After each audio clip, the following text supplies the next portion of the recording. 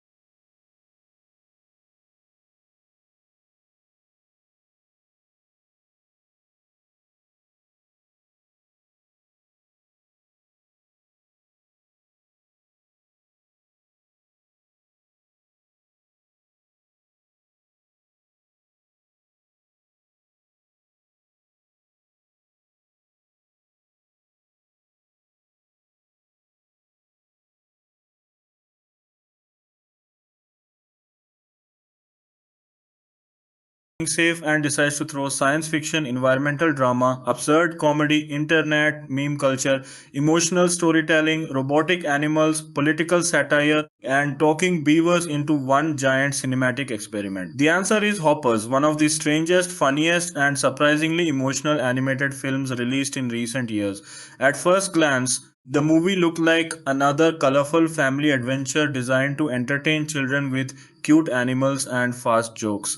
But as trailers started appearing online and audiences slowly discovered what the film was actually about, people realized that Hoppers was trying to do something much bigger. The film transformed from a simple animated release into a massive cultural conversation. Some viewers called it Pixar's craziest original idea in years. Others described it as a mix between Mission Impossible, Zootopia, Black Mirror, and a wildlife documentary directed by internet meme creators. Somehow, against all expectations, the movie worked. The story follows Mabel, an animal loving college student who becomes involved in a scientific project that allows humans to transfer their consciousness into robotic animals. Instead of merely observing wildlife, humans can now experience life as an animal directly from inside a synthetic creature. Mabel chooses to hop into a robotic beaver, believing the technology could help humanity finally communicate with animals and understand the natural world. However, things quickly spiral out of control when she discovers the animal kingdom has its own political structures, rivalries, fears, humor, and survival systems that humans barely understand. The deeper she goes into the wilderness, the more she realizes humans are not the heroes of nature. They are often its greatest threat. The brilliance of Hoppers comes from the fact that it refuses to remain one type of movie. One moment it behaves like a family comedy full of chaotic physical humor, while the next moment it becomes a surprisingly serious environmental story about human expansion destroying wildlife habitats. Then suddenly the film turns into a spy thriller involving secret operations among animal tribes. Before audiences can emotionally recover, the movie throws another bizarre joke onto the screen involving lizards screaming in panic or insects behaving like royalty. The pacing feels intentionally chaotic, but beneath the chaos lies a carefully structured emotional core. One reason the film gained immediate attention was its unusual production background. Director Daniel Chong, previously known for creating We Bare Bears, brought a very different comedic style to Pixar compared to previous directors. His humor leaned heavily into awkward situations, absurd reactions, internet style comedy timing, and emotionally vulnerable characters who constantly embarrass themselves. Unlike older Pixar protagonists who often felt polished and inspirational, the characters in Hoppers behave like confused modern people desperately trying to understand a complicated world. The development process reportedly lasted several years.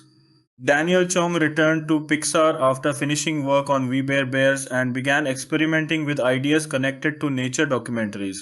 He became fascinated with the concept of robotic animals secretly living among real wildlife for scientific observation. In many documentaries, fake robotic birds, fish, and mammals are placed near real animals to study natural behavior without disturbing the environment. Chong imagined what would happen if humans could fully control those robots and interact with animals directly. From that simple question, the entire movie slowly evolved. Pixar itself had been under enormous pressure during development. The studio was experiencing one of the most uncertain periods in its history. Several original films struggled financially or received mixed responses, while sequels continued dominating the box office.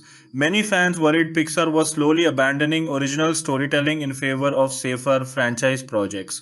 Hoppers therefore became more than just another animated movie. It became a test of whether audiences still wanted original animated science fiction stories. Inside the studio, there was reportedly excitement mixed with fear. The premise sounded ridiculous even by Pixar standards. Executives reportedly understood that the concept could either become a massive success or completely confuse audiences. Talking animals were already common in animation, but robotic animal consciousness transfer technology pushed the idea into strange territory. The filmmakers knew they needed emotional grounding to prevent the movie from becoming pure nonsense. Casting played a major role in shaping the final tone. Piper Kerda was selected as Mabel, bringing a mixture of youthful energy, awkwardness, emotional sincerity, and nervous comedic timing. Her performance became one of the strongest aspects of the film because she managed to make Mabel feel believable despite the absurd situation surrounding her. Instead of performing the character as a traditional heroic lead, Kerda portrayed Mabel as someone constantly overwhelmed by her own decisions. Bobby Moynihan voiced King George, one of the film's funniest and most lovable characters. George is a beaver leader whose confidence dramatically exceeds his actual intelligence. Moynihan's voice performance gave the character endless charm. Many viewers considered George the emotional heart of the movie because beneath his comedic behavior lies genuine fear about losing his habitat and community. John Hamm voiced Mayor Jerry, the smooth-talking human antagonist whose public image hides selfish motivations connected to urban development. Ham's naturally charismatic voice worked perfectly for a character who manipulates people through charm rather than outright aggression. The performance avoided becoming cartoonishly evil. Instead, Jerry represents the type of modern politician who speaks about progress while ignoring environmental destruction happening around him. The supporting cast added even more personality to the movie's world. Kathy Najimy brought warmth and eccentricity to the scientific side of the story, while Dave Franco delivered comedic energy that balanced the film's heavier themes. Meryl Streep's involvement surprised many audiences and instantly increased attention toward the project. Her role as an insect queen became one of the film's most memorable performances because of how seriously she treated an inherently absurd character. As production advanced, Pixar artists faced enormous creative challenges. Designing realistic animals was already difficult, but Hoppers required animals that looked authentic while also remaining expressive enough for comedy and emotional scenes. The robotic animal designs needed to appear believable without looking too mechanical. Animators reportedly studied real wildlife movement extensively, particularly beavers, reptiles, birds, and insects. The environmental design became another major focus. The forests in Hoppers feel alive in a way few animated environments achieve. Every area appears to contain hidden stories and invisible ecosystem functioning beyond the main plot. Pixar artists paid special attention to lighting, water movement, vegetation density, and weather conditions. The wilderness had to feel beautiful enough that audiences would emotionally understand why the animals fought so hard to protect it. One fascinating aspect of the film is how it portrays animal societies. Instead of giving animals fully human civilizations, the movie creates social systems inspired by real animal behavior while exaggerating them for storytelling purposes. Beaver communities revolve around construction and protection. Bird societies emphasize communication networks. Reptiles operate with paranoia and territorial behavior. Insects behave like organized monarchies with ceremonial traditions. These ideas could have easily become childish gimmicks, but the film treats them with enough sincerity that the world feels surprisingly immersive. The screenplay by Jesse Andrews balanced comedy and emotion carefully. Many modern animated films rely heavily on non-stop jokes, but Hoppers allows quiet emotional moments to breathe. Mabel's growing realization that humans have misunderstood nature for generations gives the movie philosophical weight beneath the humor. The film repeatedly asks whether humanity truly deserves control over the environment when humans barely understand the creatures sharing the planet. At the same time, Hoppers never becomes depressing. The movie constantly interrupts serious moments with chaotic humor. This unpredictable tonal rhythm became one of the movie's defining characteristics. Some critics loved the energy while others found it overwhelming. However, even negative reviews often admitted the film felt creatively alive in ways many recent studio animations did not.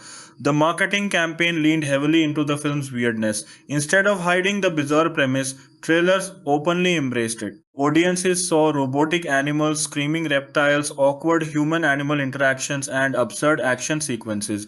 Social media quickly became obsessed with the character Tom Lizard, whose exaggerated emotional breakdowns turned into reaction memes almost immediately. The Tom Lizard memes became a massive internet phenomenon before the movie even released.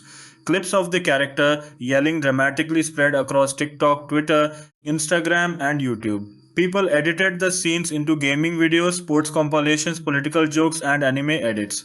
Pixar unexpectedly found itself benefiting from meme culture in a way usually associated with live-action comedies rather than animated family films. Some analysts later argued that meme culture significantly contributed to the movie's box office success. Younger audiences who normally ignored Pixar originals suddenly became interested because Hoppers felt internet-friendly. The film generated reaction images, short clips, remixes, fan animations, and ironic memes at extraordinary speed. Instead of resisting online culture, the movie accidentally became part of it. Another major factor behind audience interest was the visual style. Hoppers looks different from previous Pixar movies. While maintaining the studio's technical polish, the animation feels slightly more exaggerated and chaotic. Facial expressions move faster. Hoppers is a 2026 American animated science fiction adventure comedy film produced by Pixar Animation Studios for Walt Disney Pictures. Directed by Daniel Chong and written by Jesse Andrews, The film stands as one of the most imaginative and conceptually adventurous entries in Pixar's storied catalog, blending ecological themes with high stakes adventure, broad comedy, and genuine emotional warmth. Running at approximately 104 minutes, the film features an ensemble voice cast led by Piper Curda, Bobby Moynihan, John Hamm, Kathy Najimy, and Dave Franco, with a remarkable supporting roster that includes Meryl Streep, Eduardo Franco, Aparna Nancherla, Sam Richardson, Melissa Villaseñor, Isaiah Whitlock Jr., Steve Purcell, Ego Nwodim, Nicole Sakura, Vanessa Bayer, Dimitri Martin, and many others. The film was distributed in the United States by Walt Disney Studios Motion Pictures, premiering at the El Capitan Theater in Hollywood, Los Angeles on February 23, 2026. Before its wide theatrical release on March 6, 2026, the story at the heart of Hoppers is simultaneously simple and wonderfully layered. It centers on Mabel Tanaka, a 19-year-old environmental activist whose passionate devotion to the natural world defines every dimension of her personality and shapes the narrative arc of the entire film. Mabel is no abstract idealist. Her love for nature is deeply personal, rooted in formative childhood experiences alongside her grandmother in a forested glade on the outskirts of the fictional town of Beaverton. That glade, home to a thriving colony of beavers and numerous other wild species, is the emotional and geographic center of the film. It is not merely a setting but a character in its own right. A space of memory, wonder, ecological significance, and ultimately of conflict, transformation, and redemption. The tension that drives the film's plot emerges when the local mayor, Jerry Generazzo, announces plans to demolish the glade and replace it with a freeway, falsely claiming that the animals have already abandoned it. Mabel, now a college student, throws herself into activist resistance, organizing petitions and rallying public support, but her efforts prove insufficient against Jerry's political machinery. The film's central conceit arrives in the form of a secret scientific program being developed by Mabel's biology professor, the sharp and sardonic Dr. Samantha Fairfax, who goes by Sam. Sam and her colleagues have been quietly working on a revolutionary technology called the Hoppers program. This device enables a human consciousness to transfer into a robotic animal body, allowing researchers to enter animal communities from the inside and observe behavior with unprecedented intimacy. The robotic animals are convincingly lifelike, designed to pass as real members of their species. When Mabel stumbles upon this program while trying to coax the beavers back to the glade one night, she immediately recognizes its potential as a tool for her campaign. Without waiting for authorization or fully understanding the consequences, she hops into a robotic beaver against Sam's explicit objections and flees the laboratory, only to be immediately snatched up by an owl and dropped into the very glade she was trying to save. From that chaotic beginning unfolds a narrative of extraordinary scope and invention, one that takes Mabel deep into an animal society complete with its own monarchy, politics, bureaucracy, factions, and intrigue. Upon awakening in the glade within her robotic beaver body, Mabel encounters a world that is simultaneously familiar and utterly alien. The animals, believing her to be a genuine beaver, treat her accordingly. She meets Loaf, a slow-moving but loyal beaver voiced by Eduardo Franco, and Ellen, a large, perpetually hungry and largely grumpy bear voiced by Melissa Villaseñor. These characters, along with their particular species-specific concerns and interpersonal dynamics, give the glade a texture of genuine community. Eventually, Mabel is brought before King George, the monarch of what is known as the Communal Super Lodge, the governing heart of beaver society in the glade. King George is voiced by Bobby Moynihan with a depth and warmth that proves crucial to the film's emotional success. He is not merely a comic sidekick or a convenient ally. He is a fully realized character with his own history of loss and longing, shaped by a father who cast him out when he was young, and carrying the weight of leadership with a seriousness tempered by genuine compassion. One of Mabel's first acts within the glade is to destroy a false tree that Jerry had secretly installed, a device that emits frequencies designed to drive the animals away from their home. With that obstacle removed, the animals begin returning and Mabel's standing within the community grows. As she spends time with King George, learning the customs and rules of beaver society, a genuine friendship develops between them, one of the most touching and unconventional interspecies relationships in Pixar's history. Their bond is built on shared stories and mutual recognition of each other's vulnerabilities. When George reveals that his father banished him, And when Mabel confesses her own feelings of inadequacy and powerlessness in the face of political forces larger than herself, the film achieves a kind of emotional honesty that elevates it above simple adventure comedy. George asks Mabel to become his personal advisor, a gesture of trust and connection that deepens the stakes of everything that follows. The antagonist forces in Hobbs operate on two distinct but intersecting levels. On one level, there is Jerry Generaso, voiced by John Hamm, with a masterful blend of pomposity and vulnerability. Jerry is not a cardboard villain, he is a greedy, self-serving politician whose plans for the freeway are driven by a combination of corruption, ambition, and genuine small-mindedness, but he is also ultimately capable of growth and self-correction. Hamm brings tremendous charisma to the role, and Jerry's eventual transformation, while earned through extreme circumstances, feels genuinely satisfying. On another level, the animal world itself generates its own antagonist in the form of Titus, the insect king, voiced with sinister relish by Dave Franco. Titus begins the film as the insect prince, son of the deeply respected and formidable insect queen voiced by Meryl Streep. When Mabel, during an impassioned speech before the Animal Council, accidentally kills the insect queen, Titus inherits both the throne and a burning desire for vengeance. He transforms from a secondary concern into the film's primary threat, and his escalating radicalism serves as a dark mirror to Mabel's own activism. While Mabel acts out of love and connection, Titus acts out of rage and a will to dominate, and the contrast between them becomes one of the film's most interesting thematic undercurrents. The Animal Council is one of the film's most inventive and amusing creations. It is a governing body of delegates representing the various species of the glade. The frog monarch, the amphibian king, voiced by Steve Purcell, the fish queen, voiced by Ego Nwodim, the bird king, a goose, voiced by Isia Whitlock Jr., the reptile queens, three snake sisters, voiced by Nicole Sakura, and of course the insect monarch. Each species has its own political interests, communication styles, and historical grievances, and the council scenes play out with a delightful absurdist energy that recalls great comic traditions of bureaucratic satire while remaining firmly grounded in the film's emotional logic. The council is both powerful and dysfunctional, united and factionalized, and its eruption into chaos following Mabel's accidental killing of the insect queen drives the film's escalating second and third acts as the situation in the glade deteriorates.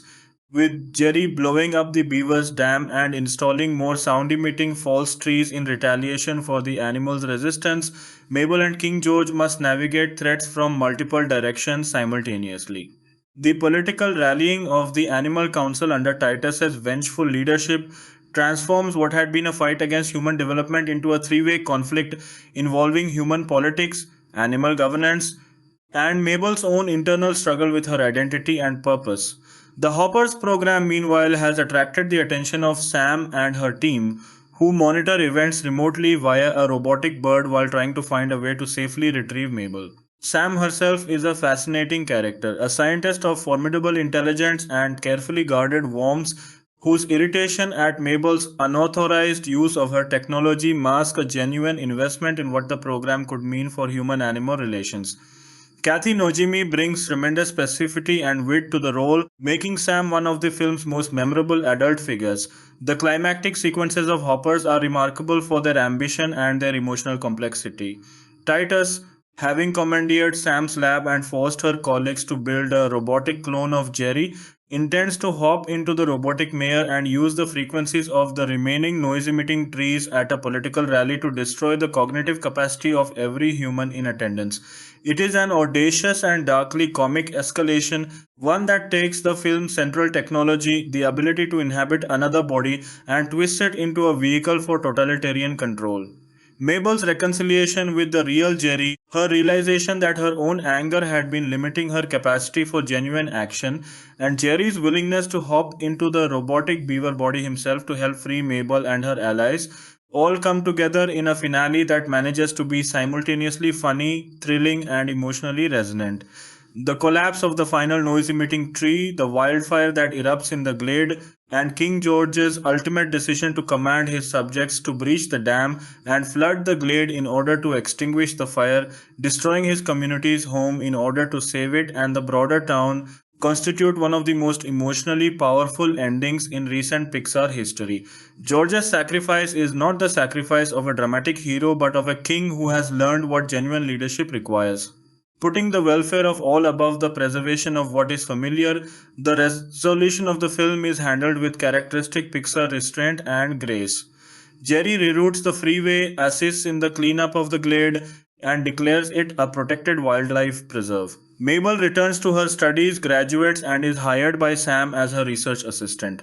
The Hoppers program itself is discontinued, but its legacy persists in the relationship between Mabel and George. Without the technology, they can no longer speak to each other in the way they once did, but George communicates with Mabel via text-to-speech, and their friendship continues to deepen and evolve. It is beautifully judged ending. Not a fairy tale resolution but a realistic and hopeful one, acknowledging the permanence of change and the endurance of genuine connection across species lines. The origins of Hoppers stretch back to December 2020 when Daniel Chong announced on social media that he had returned to Pixar Animation Studios and was developing a new original feature film. Chong had spent the preceding years as the creator and showrunner of the acclaimed Cartoon Network animated series We Bare Bears, which ran from 2015 to 2019 and concluded with a feature-length film in 2020. His return to Pixar marked not only a homecoming, he had previously worked at the studio, but a significant creative step up in scale and ambition. The transition from a television series, even a beloved and emotionally sophisticated one, to an original Pixar feature film represented a fundamentally different kind of storytelling challenge, and Chong approached it with evident seriousness. For several years, the project remained shrouded in secrecy, with no official title or details shared publicly. It was not until August 2024 at the D23 fan event held by Disney that Pixar's chief creative officer Pete Docter took the stage to announce that the film would be called Hoppers. The announcement was accompanied by the revelation of three key cast members, Piper Curda as the lead, Bobby Moynihan as King George, and Jon Hamm as Jerry. The response from the animation community and from Pixar's dedicated fan base was immediately enthusiastic, though at that point relatively little was known about the film's plot or visual style. Shortly after the D23 announcement, screenwriter Jesse Andrews took to Twitter to share that he had been working on the film for 3 years, a disclosure that conveyed both the depths of creative investment in the project and the long, iterative process through which Pixar films typically develop. Jesse Andrews is a writer whose previous work spans several tonal registers and has demonstrated a particular gift for voice-driven, emotionally honest storytelling about young people navigating complex worlds. His background in both prose fiction and screenwriting made him a fitting collaborator for a project as tonally varied as Hoppers, a film that needs to be broadly funny, genuinely moving, thematically substantial, and visually spectacular, often within the same scene. The screenplay reflects Andrews' strengths throughout, from the sharp, character-specific dialogue that makes each member of the ensemble distinctly recognizable to the structural ingenuity that allows the film to escalate its stakes repeatedly without losing its emotional grounding. In various interviews and public statements, Daniel Chong has spoken with considerable candor and enthusiasm about the inspirations that shaped Hoppers. One of the key inspirations he has cited is the genre of nature documentaries that employ robotic animal decoys to infiltrate real animal communities. These productions, in which robotic penguins or spike creatures camera are placed among actual wild animals to capture intimate footage, have become a distinct subgenre of nature filmmaking, and Chong recognized in them both a fascinating conceptual premise and a rich vein of comedy. As he put it, the idea of humans trying so hard to fit into the animal world and the strange and unexpected things that happen through that attempt felt ripe for the kind of speculative comedy that Pixar does best. There is something inherently absurd and touching about the human desire to bridge the gap between ourselves and the animal world, and Hoppers explores that absurdity with both satirical sharpness and genuine warmth. Chong has also spoken about the film's relationship to the Avatar franchise, James Cameron's blockbuster science fiction series in which human characters inhabit genetically engineered hybrid bodies to interact with an alien species on a distant moon. The parallel is obvious, and Chong has not shied away from acknowledging it, while also insisting on the distinctive qualities of Hopper's approach. where Avatar treats its body transfer premise with epic grandeur and environmental allegory at planetary scale. Hoppers plays the same basic concept for comedy and intimacy, locating its ecological concerns not in an alien world but in a local forest glade, and centering its emotional weight on a 19-year-old girl and her friendship with the Beaver King. Chong has also drawn comparisons to the Mission Impossible film series, describing a spy thriller quality in Mabel's infiltration of the animal world. The sense of being undercover, of maintaining a false identity, of navigating high stakes situations with improvised solutions. The choice to center the film on beavers rather than some other, perhaps more glamorous animal species is both conceptually interesting and narratively significant, and the story behind that choice is revealing. Chong has recounted that he initially pitched the film with penguin protagonists. When he brought this concept to Pete Docter, the chief creative officer expressed reservations. Penguins had already served as the protagonists of several other animated films, and centering another animated feature on them risked a sense of deja vu that would undermine the film's freshness. Chong went back to the drawing board and eventually landed on beavers after doing research into their ecological role and discovering something that genuinely excited him. Beavers are ecosystem engineers of extraordinary power and importance. By building dams and altering waterways, they create wetland habitats that support vast networks of other species. They are not merely animals that share an ecosystem, they actively construct and maintain it. Chong has described his reaction to learning this as one of genuine wonder, and his enthusiasm for the subject animates the film throughout. The beaver's role as a builder and protector of community, as a creature whose individual actions have cascading consequences for the world around it, maps beautifully onto the film's themes of activism, responsibility, and interconnection. The production design of Hoppers reflects both the studio's commitment to visual innovation and the specific demands of a story set at the intersection of human and animal worlds. Beaverton itself is a small American town that feels specific and lived in without being strictly identifiable, and the glade at its edge has a luminous, slightly heightened quality that evokes the childhood wonder through which Mabel first experienced it.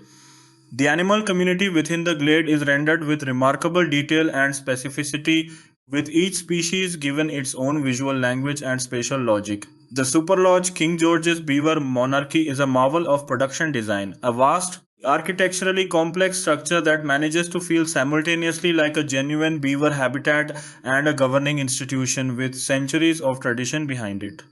The robotic animal bodies at the center of the film's premise presented particularly interesting design challenges.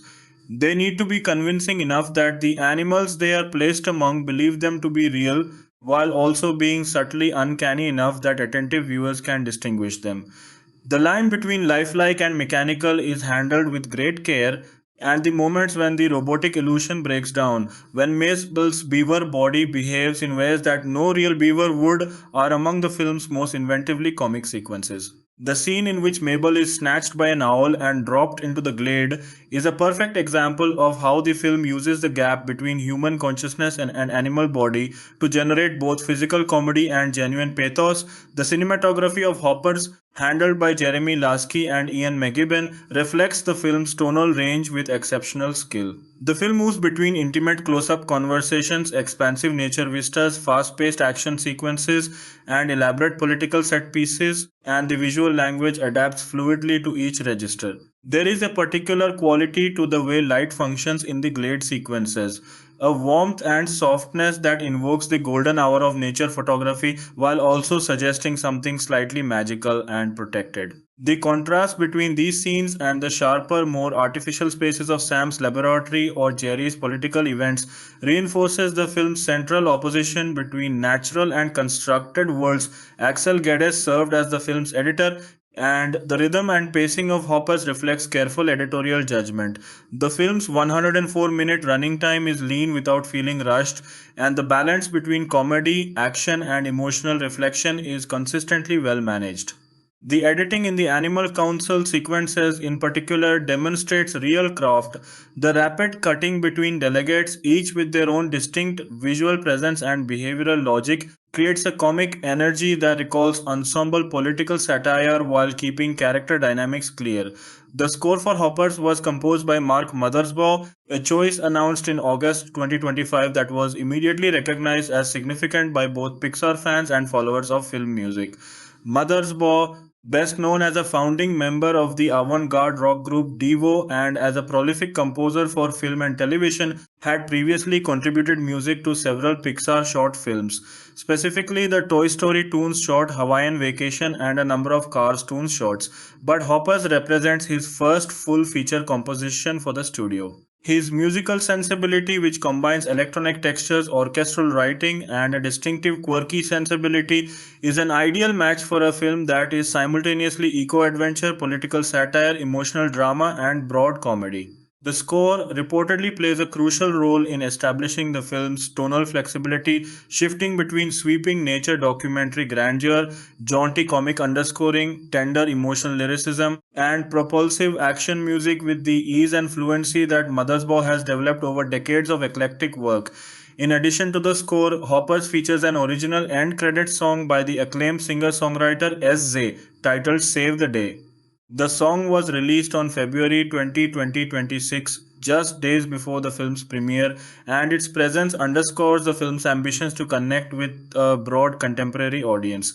Zia's musical voice, characterized by its emotional depth, textural complexity, and willingness to blend vulnerability with strength, suits the film's thematic concerns with remarkable precision. An end credit song for a Pixar film is never merely a postscript. It is an extension of the film's emotional world, and the choice of Ezra signals both the studio's cultural awareness and the filmmaker's confidence that the emotional register of Hoppers can support this kind of artistic accompaniment. The voice performances in Hoppers constitute one of its greatest strengths, and it is worth considering each principal performance in some depth. Piper Kurda as Mabel Tanaka carries the film on her voice with remarkable assurance. Mabel is a demanding role. She must be simultaneously passionate and naive, funny and sincere, wrong in certain ways and right in others, capable of growth without being merely incompetent to begin with. Kurda navigates these demands with a naturalness and specificity that makes Mabel feel genuinely alive rather than schematic. Her voice has a quality of warm urgency that communicates Mabel's conviction without tipping into self-righteousness, and her comic timing in the more absurdist sequences, particularly the scenes in which she attempts to pass as a real beaver among increasingly suspicious animal community members, is impeccable. Bobby Moynihan's performance as King George is perhaps the film's greatest performance achievement. Moynihan is primarily known as a comedian, and he brings enormous wit and physical inventiveness to the role even within the constraints of voice performance. But what makes his George truly memorable is the emotional depth he locates beneath the character's regal bearing and comic dignity. George's history of paternal rejection, his lonely authority, his genuine delight in Mabel's friendship, and his ultimate willingness to sacrifice what he loves most for the greater good. All of these are communicated with a subtlety and richness that speaks to Moynihan's range as a performer. The relationship between George and Mabel is the beating heart of the film, and Moynihan's chemistry with Kurda is the foundation on which the entire emotional edifice rests. John Hamm's Jerry Generaso is a bravura comic performance from an actor whose physical charisma and comic gifts are necessarily translated entirely into vocal technique. Hamm brings an almost operatic quality of pomposity to Jerry, the kind of self-assured bluster that can only come from someone who has never seriously examined his own assumptions, while also finding the moments when Jerry's facade cracks and something more human and redeemable comes through.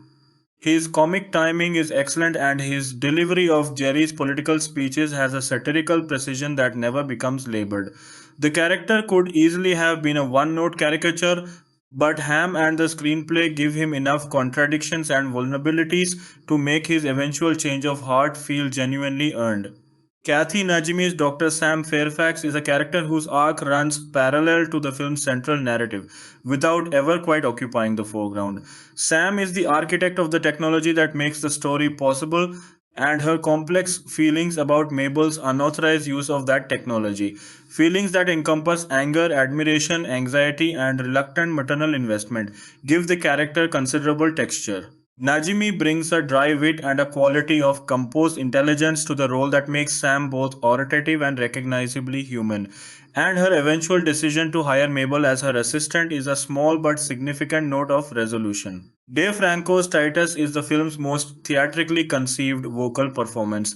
The character begins as a relatively minor figure, the insect prince, a caterpillar destined for transformation, and ends as a full-scale villain whose ambitions have consumed everything recognizable in him. Franco plays this arc with a relish that never tips into camp, finding in Titus a genuine menace that makes the character genuinely threatening even as his schemes grow increasingly absurd. The moment when Titus reveals to the assembled animal council that his true intention is to rule over all animals, not to protect them from human encroachment but to dominate them himself, is a genuinely effective reveal, and Franco delivers it with perfect timing. Meryl Streep's appearance as the Insect Queen, a butterfly described as the most respected and feared member of the all-seeing and all-powerful Animal Council, is brief in screen time but enormous in impact. The casting of Streep in a Pixar animated film is itself a cultural event, and her performance justifies the fanfare. The Insect Queen is a figure of genuine gravitas and presence, and Streep brings to her the full weight of decades of formidable screen performance. That this character is accidentally killed by Mabel during an impassioned speech, one of the film's most audacious comedic and narrative pivots, is a testament to the boldness of the filmmaker's storytelling choices. The supporting ensemble is uniformly strong. Eduardo Franco's Loaf is a beautifully underplayed comic creation, a beaver of minimal speed but maximum loyalty, whose slow-motion approach to every situation provides a reliable source of gentle amusement. Aparna Nancherla's Nisha, Sam's astute colleague, brings a quality of dry, weary competence to the research team dynamic. Melissa Villaseñor's Ellen the Bear is a study in comic grumpiness, a large, perpetually hungry presence whose commitment to the next meal elevates the merely comic to something approaching philosophy. Isaiah Whitlock Jr.'s Bird King, a goose of considerable self-importance, and Steve Purcell's Amphibian King, a frog of equally considerable authority, anchor the Animal Council sequences with performances of broad comic specificity. Vanessa Bayer's Diane the Shark, dropped out the sky onto Jerry's car in an assassination attempt, is one of the film's most outlandishly funny creations. A shark assassin whose professional composure survives even the indignity of aerial deployment. Dimitri Martin voices an entire flock of birds, a casting decision that the director has confirmed on social media with characteristic brevity. The film also features interesting regional casting variations that add layers of cultural specificity to its international releases. In the United Kingdom release, comedian Alan Carr and television presenter Amanda Holden voice characters named Alan the Squirrel and Amanda the Spider respectively, adding a distinctly British flavor to the film's animal community. In the German language version, model and television personality Heidi Klum voices the character of Diane the Shark, renamed Heidi in what is presumably a bilingual pun of considerable charm. These regional additions reflect the care and creativity with which the film's international distribution has been managed, and they extend the film's sense of playful invention into its marketing and localization strategies. The development of Hoppers was not without controversy or complication. In December 2024, The Hollywood Reporter published a story in which former Pixar artists claimed that the film's filmmakers had been instructed to downplay or minimize the film's planned environmentalist message. This report emerged in the context of a broader conversation about creative decisions at Pixar, including the controversial removal of a transgender storyline from the animated streaming series Win or Lose, and it raised questions about whether the studio's creative choices were being influenced by external political pressures. The claim was significant enough to generate considerable discussion in both entertainment journalism and among the animation community's online conversation. In a July 2025 interview with Screen Rant, Daniel Chong addressed these claims directly and with considerable nuance. He did not dismiss the report outright, but he pushed back firmly against the characterization that the film's themes had been censored. He described feeling significant alignment with the studio on the film's direction, and he articulated a careful distinction between creative censorship and the natural process of iteration and development that every Pixar film undergoes. His framing was thoughtful and measured, acknowledging that to someone observing the process from outside, certain changes might look like suppression of a message, while insisting that from his perspective as director, the changes represented organic creative evolution rather than politically motivated interference.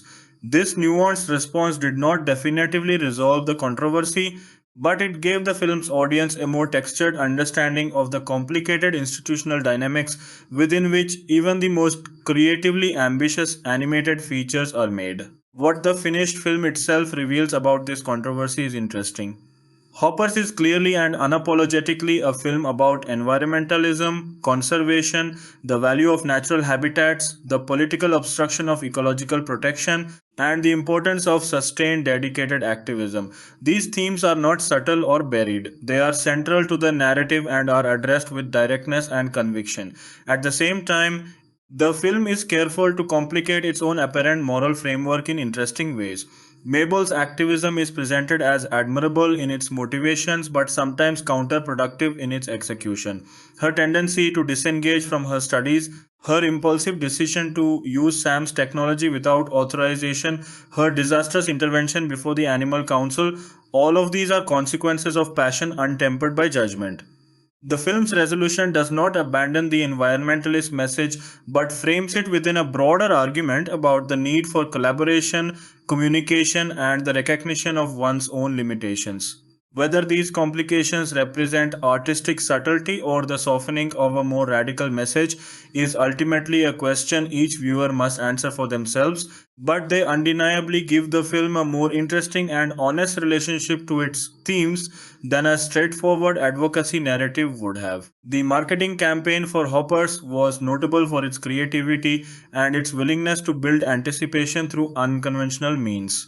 A first look image of the film was publicly shown at the 2025 Annecy International Animation Film Festival in June 2025, giving the animation community its first glimpse of the film's visual style and establishing it as one of the most eagerly anticipated upcoming releases in the field. In the same month, a short teaser featuring a lizard character repeatedly typing the lizard emoji into a phone played in cinemas after the end credits of Pixar's earlier 2025 release, Elio. This unusual approach to cross-film promotion generated significant online discussion and amusement, and it demonstrated the studio's confidence that even a cryptic, seemingly non-informational teaser could build genuine audience interest. When Pixar subsequently revealed in August 2025 that the lizard's name was Tom and that the character would appear in Hoppers, the online response confirmed that the strategy had succeeded in creating a distinctive pre-release identity for one of the film's supporting characters before any substantive marketing had been released. The promotional materials released in the following months progressively filled in the film's world and characters, generating particular excitement with the announcement of Meryl Streep's involvement in November 2025. The revelation of Streep's casting as the Insect Queen was accompanied by a short video clip that presented the character with considerable menace and grandeur, and it immediately elevated the film's cultural profile and generated coverage well beyond the animation press. The full trailer, released in conjunction with Empire's coverage of the film in December 2025, provided audiences with their most complete look yet at the film's narrative and visual ambitions, and was widely praised for capturing the film's unique tonal blend of broad comedy, genuine emotion, and ecological urgency. Among the more unusual pieces of promotional activity associated with Hoppers was a collaboration with frozen yogurt chain Yogurtland, which produced a limited edition sugar-free frozen yogurt flavor called Mabel's Nutty Adventure to coincide with the film's release. This type of branded food partnership is a standard element of major animated film releases, but the specific choice of a sugar-free flavor named after the film's lead character reflects the marketing team's awareness of the film's environmentally conscious identity and its desire to align promotional activities with the film's values, However, approximately the film's premiere at the El Capitan Theatre in Hollywood on February 23, 2026 was attended by the cast and filmmakers and marked the official beginning of the film's public life. The El Capitan, a historic movie palace closely associated with Disney, is a fitting venue for a Pixar premiere, and the event generated the kind of celebratory coverage appropriate to the studio's return to original theatrical filmmaking after several years of streaming releases. Just days before the premiere, Sa's end credits song Save the Day was released to streaming platforms on February 20, 2026, giving audiences a musical preview of the film's emotional world.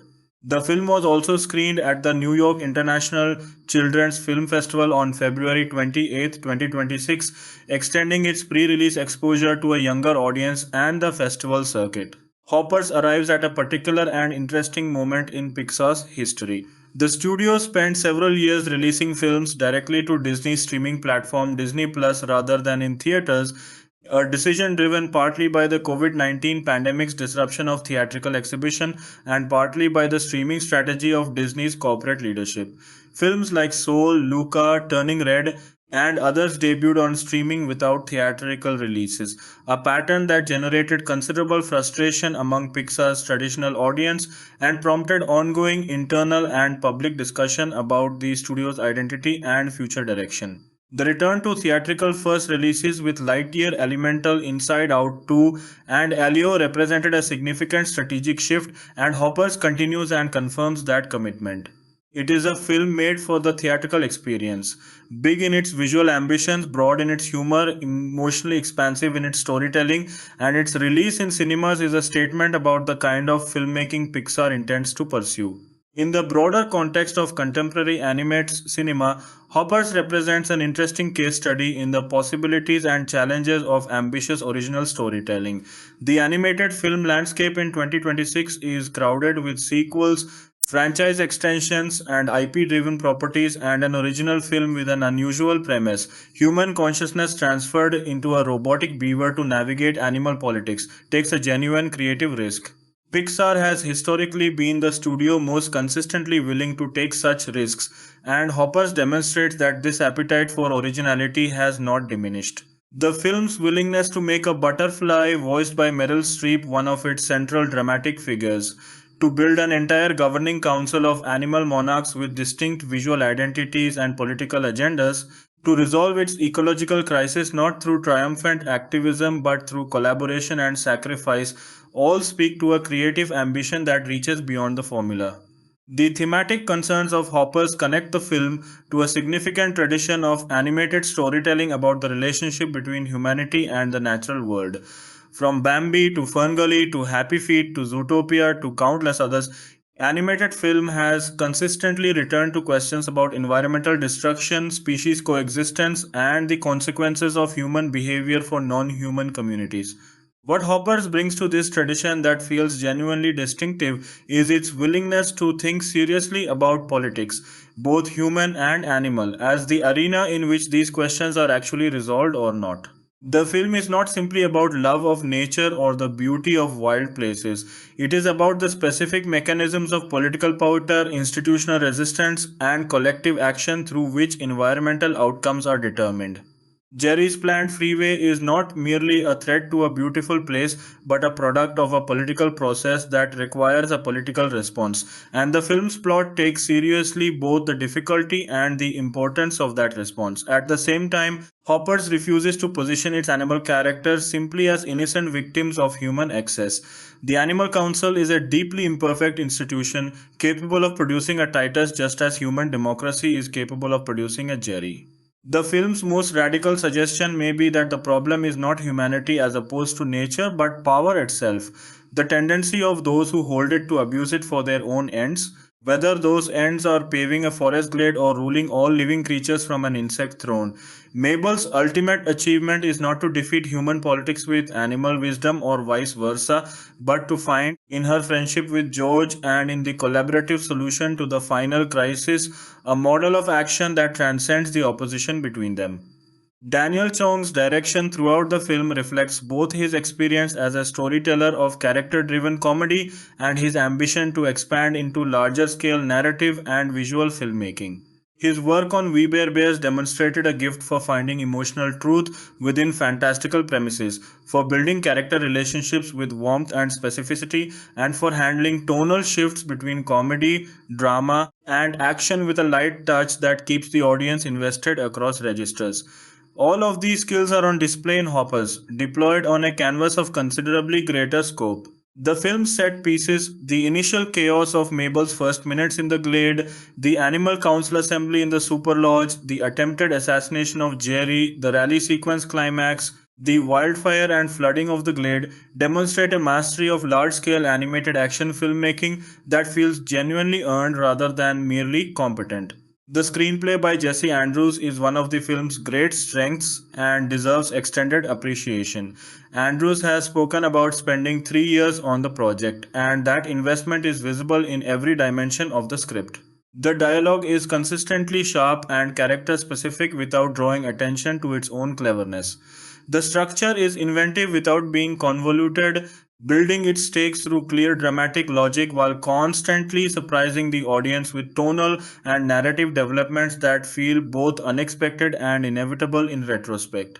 The decision to kill the insect queen accidentally during Mabel's speech, turning a moment of activist passion into an inadvertent act of political assassination with immediate and catastrophic consequences, is the kind of bold storytelling choice that marks genuinely distinctive screenwriting. It is funny and horrifying simultaneously, and it pivots the film's narrative with the force and precision of the best script engineering. The film also benefits from Andrew's skill with subtext and thematic layering. The Hopper's premise is explicitly about the desire to bridge the communication gap between humans and animals, but it resonates as a metaphor for any kind of undercover or cross-cultural encounter in which a person attempts to inhabit a perspective not their own. Mabel's experience of living, however briefly, as a member of the beaver community gives her a form of understanding that no amount of external observation could provide, and this experiential knowledge is what ultimately enables her to communicate effectively with George and to advocate for the animal's interests with genuine credibility. At the same time, the film is honest about the limits of this kind of understanding. Mabel cannot become a beaver, and her presence in the community, however well-intentioned, creates disruptions and consequences that she cannot fully anticipate or control. The technology of empathy the film suggests is never perfect, but it is still worth pursuing. The character of young Mabel, shown in the film's opening sequences with her grandmother in the Glade, is essential to establishing the emotional ground from which the rest of the story grows. Young Mabel is voiced by Lila Liu, and the childhood sequences have the particular quality of luminous memory that Pixar handles with such consistent skill. A slightly heightened warmth and wonder that communicates the formative power of early experiences in nature without becoming saccharine. The relationship between Mabel and her grandmother, Grandma Tanaka, voiced by Karen Huye, is sketched briefly but with genuine feeling, and it establishes the personal stakes underlying Mabel's activism in a way that makes her cause feel intimate and specific rather than generically environmental. Tom Lizard, a character first introduced to audiences via the post-credits Lizard Moji teaser that played after Elio, is voiced by Tom Law and represents one of the film's more delightful supporting creations.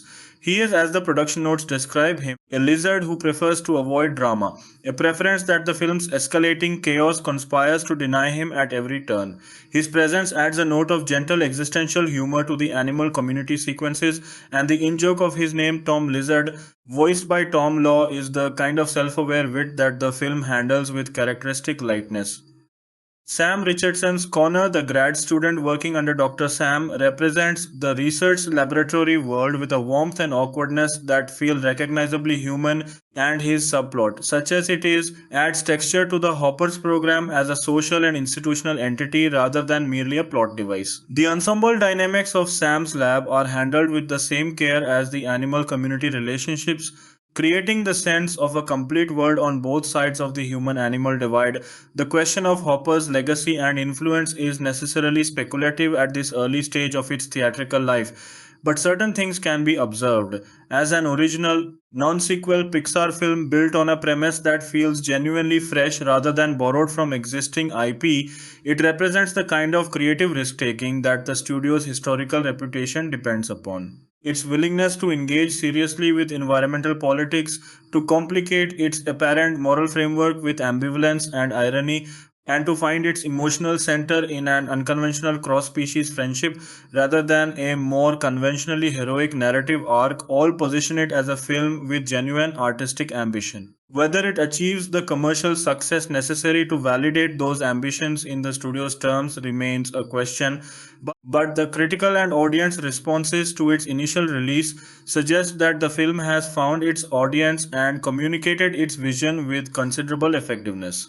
In the long tradition of Pixar films that use fantastical premises to address profound human concerns, Hoppers takes its place with a confidence and originality that reflects the best qualities of the studio's creative culture. It is a film about activism and its limitations, about the courage required to act in the face of powerful opposing forces, about the importance of genuine communication and mutual understanding across the barriers that divide us. Whether those barriers are between humans and animals, between generations, or between individuals whose experiences of the world are fundamentally different.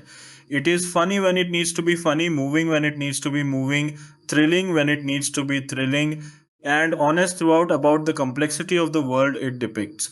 The casting of Meryl Streep as the Insect Queen deserves further reflection because it represents something more than a celebrity cameo or a marketing coup. Streep is an actor whose name carries enormous cultural weight, and her willingness to lend that weight to a talking butterfly in an animated film about robotic beavers says something interesting about the film's ambitions and about the nature of animated performance as an art form. When the Insect Queen speaks, she speaks with the full authority of one of the most formidable screen performers of the 20th and 21st centuries, and that authority is not diminished by the medium. Her brief screen time is more impactful than the cumulative presence of lesser performances across much longer appearances, and her character's death, accidental, sudden, with enormous political consequences, is made to feel genuinely significant by the gravity she has established in those few minutes of screen time. The broader question of what Hoppers contributes to the ongoing conversation about animated film as a medium and as a cultural force is worth considering. Animation has historically occupied a complicated position in critical and cultural discourse, celebrated for its technical achievements and its capacity to create wonder, but sometimes undervalued as a form of serious artistic expression. Pixar's contribution to changing this perception has been substantial, and Hoppers participates in that project by engaging seriously with political, ecological, and emotional questions that feel genuinely urgent and adult without abandoning the accessibility and imaginative freedom that make animation uniquely valuable. The film is rated U in the United Kingdom by the British Board of Film Classification, a rating indicating universal suitability that aligns with the film's ambition to speak to audiences of all ages without condescending to any of them. The ecological concerns at the center of Hoppers are deeply timely. The global biodiversity crisis, the ongoing destruction of natural habitats for development, the political challenges of environmental protection in the face of economic interests. These are not abstract concerns but pressing realities of the world in which the film has been made and is being seen. Pixar films have always been most powerful when their fantastical premises engage with real emotional and social truths, and Hopper's decision to place these ecological concerns at the center of its narrative is an affirmation that the studio continues to believe in animation as a medium capable of addressing the full scope of human experience and responsibility. The film does not preach or simplify. It dramatizes with comedy and feeling the difficulty and importance of acting on behalf of the natural world in a political environment resistant to such action. The friendship between Mabel and King George, which is the film's emotional core and its most distinctive narrative achievement, resonates as a model of a certain kind of relationship that is rarely depicted in popular cinema of any kind. A relationship built on genuine mutual curiosity and respect between beings who inhabit entirely different worlds, whose understanding of each other is necessarily incomplete, but who find in the incompleteness itself a source of fascination and affection rather than frustration or suspicion. That this relationship is maintained beyond the film's end, adapted to the loss of direct verbal communication through the imperfect but enduring medium of text to speech, is a detail of genuine emotional beauty. George speaks to Mabel through a machine and she listens, and the friendship continues. It is a quiet but profound affirmation of connection as something that survives and adapts rather than requiring perfect conditions to exist. Hoppers, in all of its animated, politically charged, ecologically committed, riotously funny, and genuinely moving complexity, represents Pixar Animation Studios at a moment of renewed creative vitality. It is the product of years of careful development by filmmakers who clearly love and believe in their material, supported by a voice cast of exceptional talent, a composer of distinctive vision, and a production team of remarkable craft. It takes the kind of creative risk that defines great commercial animations. The risk of a premise that might seem too strange or too demanding or too politically inconvenient, and transforms it into an experience that feels both urgently contemporary and timelessly resonant. It asks its audience to consider what it means to truly inhabit another perspective, to love something outside yourself enough to sacrifice for it, to act in the world with both passion and wisdom, and to find in the most unlikely of relationships the kind of understanding that makes genuine change possible. For a film about a robotic beaver and an insect king and a small town mayor with a very bad plan for a freeway, that is an extraordinary range of ambition, and Hoppers delivers on it with a thoroughness and grace that affirms everything that makes animated storytelling at its best, among the most powerful art forms of our time. The deeper audiences explored the world of Hoppers, the more details they began noticing hidden beneath the comedy. Pixar filled the film with environmental symbolism, visual metaphors, and subtle storytelling choices that rewarded repeat viewings. Entire online communities formed around analyzing background details that casual viewers initially missed. Some fans even compared the film's layered construction to older Pixar classics where emotional meaning quietly existed behind every visual gag. One recurring visual theme throughout the movie is artificial symmetry versus natural chaos. Human created environments in Hoppers appear clean, organized, geometric, and controlled. Buildings have sharp lines, roads cut directly through landscapes. Technology operates with precision. In contrast, the wilderness constantly shifts unpredictably. Rivers overflow, trees bend unevenly, animal pathways twist naturally through terrain. The filmmakers visually reinforce the idea that nature cannot truly be controlled no matter how advanced humanity becomes. Many viewers also noticed how differently the film portrays silence compared to other animated movies. During scenes inside the forest, the sound design becomes unusually detailed. Tiny insect noises, distant water movement, rustling leaves, bird communication, and breathing sounds create an immersive atmosphere.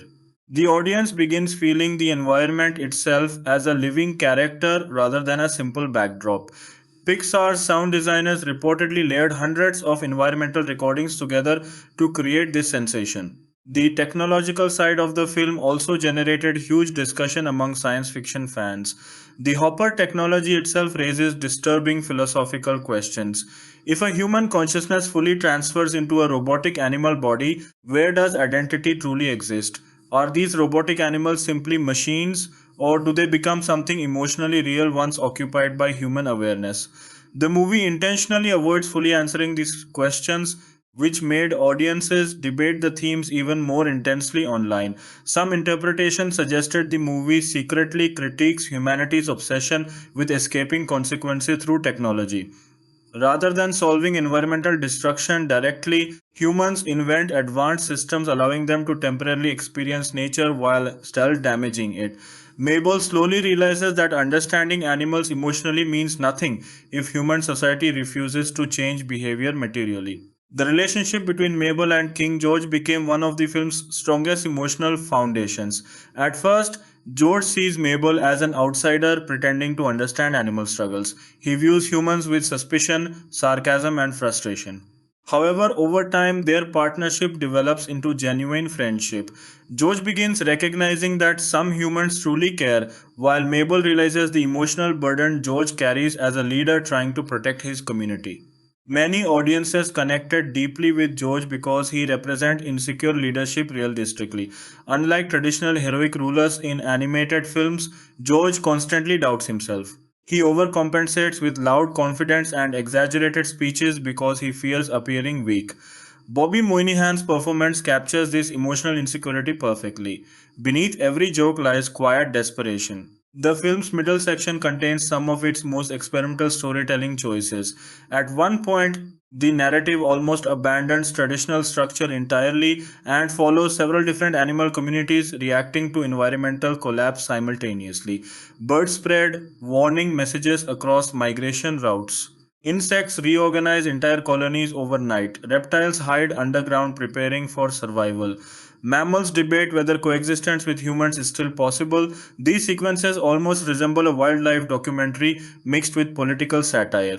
Some critics considered this section messy, but many viewers later described it as the most fascinating part of the movie because it expanded the world far beyond the central characters. Another major talking point involved the movie's humor style. Hoppers feels heavily influenced by modern internet comedy rhythms. Conversations interrupt themselves, characters overreact dramatically. Emotional breakdowns happen suddenly. Visual jokes appear for only seconds before the film moves forward. This pacing reflects how younger generations consume content online through rapid meme cycles and short form videos. However, unlike many internet inspired comedies, the movie still maintains emotional sincerity. The humor never fully destroys the emotional stakes. Characters remain vulnerable even during ridiculous moments. That balance became one of the film's greatest strengths. The animators also pushed facial expression technology further than many previous Pixar projects. Characters move with exaggerated emotional realism. Eyes twitch nervously. Mouths hesitate during awkward conversations. Small expressions communicate insecurity before dialogue even begins. These details make the comedy feel more natural because reactions resemble genuine emotional panic rather than traditional cartoon exaggeration. Tom Lizard became perhaps the clearest example of this expressive animation style. The character's massive emotional reactions turned ordinary scenes into internet gold. Audiences repeatedly quoted his dialogue online, especially moments involving panic and confusion. His dramatic screams evolved into audio clips used across countless TikTok edits and YouTube remixes. Some social media users even jokingly called him the animated face of modern anxiety. The character represented emotional overload in a way many younger viewers found painfully relatable. Pixar likely never expected a screaming lizard to become one of their most recognizable meme characters ever created. The movie's visual color palette also deserves attention. Early scenes involving human environments use colder colors dominated by steel blues, concrete grays, and artificial lighting. As Mabel spends more time inside nature, the palette shifts toward warmer greens, golds, browns, and vibrant environmental textures. This gradual visual transition subconsciously reinforces her emotional transformation. The lighting work throughout the film became especially praised by animation professionals. Forest scenes feel almost photorealistic at times, particularly during sunrise and rainstorm sequences. Water reflections, fog density, and sunlight filtering through trees create stunning environmental realism. Several behind the scenes interviews revealed how difficult the water animation became during production. Since beavers interact heavily with rivers and dams, water constantly appears throughout the movie. Pixar engineers reportedly developed new simulation systems specifically for the film's environmental effects. The movie's action choreography also surprised many audiences. Rather than relying purely on superhero style spectacle, the action scenes incorporate animal behavior creatively. Chases involve climbing, burrowing, swimming, gliding, and camouflage tactics inspired by real wildlife movement. This gives the sequences a unique physical identity compared to traditional animated action movies. One particularly beloved scene involves multiple animal species coordinating an escape mission using their natural abilities. Birds relay aerial information, insects create diversions, beavers manipulate water flow, and reptiles navigate underground tunnels. The sequence reflects the film's larger message about ecosystem functioning collectively. The environmental message became increasingly emotional during the final act. Instead of presenting nature something humanity must save heroically, the film reframes humans as participants within ecosystems rather than rulers above them. This subtle distinction separates Hoppers from many simpler environmental stories. Audiences also appreciated that the film avoided making all humans villains. Several human characters genuinely care about conservation and scientific ethics. The conflict emerges from systems of greed, expansion, and political pressure rather than simplistic evil individuals. Mayor Jerry remains fascinating because he genuinely believes his actions are reasonable. John Hamm's calm performance makes the character feel realistic and unsettling. He represents leaders who justify harmful decisions through polished language about progress and opportunity. That realism made the character far more effective than a cartoonishly cruel antagonist would have been. The internet continued expanding the movie's cultural footprint long after release. Fan theories emerged constantly. Some viewers speculated hidden meanings behind certain animal societies. Others analyzed whether the robotic consciousness technology could lead to darker consequences in potential sequels. There were even discussions comparing Hoppers to broader trends in modern animation. Some critics argued the film represented a shift toward more chaotic, internet aware storytelling styles influenced by meme culture and digital humor. Others saw it as proof that animation could still experiment artistically within mainstream studio systems. YouTube analysis videos accumulated millions of views. TikTok edits used scenes from the film alongside dramatic music.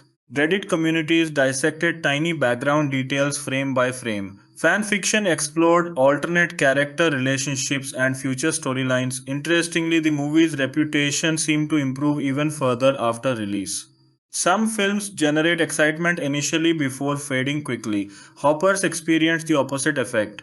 The more people discussed it online, the more curiosity grew among audiences who had missed it theatrically. Streaming release only intensified this effect. Viewers paused scenes to study background jokes and environmental details. Memes spread even faster because users could easily clip moments directly from the film. Entire compilations of Tom Lizard reactions circulated online independently from the movie itself. Some analysts eventually argued that Hoppers succeeded because it perfectly captured the emotional chaos of modern life. The movie constantly shifts between humor, fear, absurdity, emotional vulnerability, environmental anxiety, and technological confusion. That unstable energy mirrors how many younger audiences experience the internet age itself. At the same time, the film still provides hope. Despite all the chaos, misunderstandings, and environmental damage, the story insists communication and empathy remain possible. Mabel's journey ultimately becomes about learning humility rather than achieving mastery. That emotional sincerity prevents the movie from collapsing into cynicism. Beneath the memes, chaos, and absurd humor lies genuine belief in cooperation and understanding. The legacy of Hoppers will likely continue evolving over time. Some Pixar films become beloved immediately, others gain appreciation gradually as audiences revisit them years later. Hoppers seems positioned to become one of the studio's most discussed cult favorites because of how unusual and unpredictable it feels. Even people who criticize parts of the movie often admit they admire its ambition.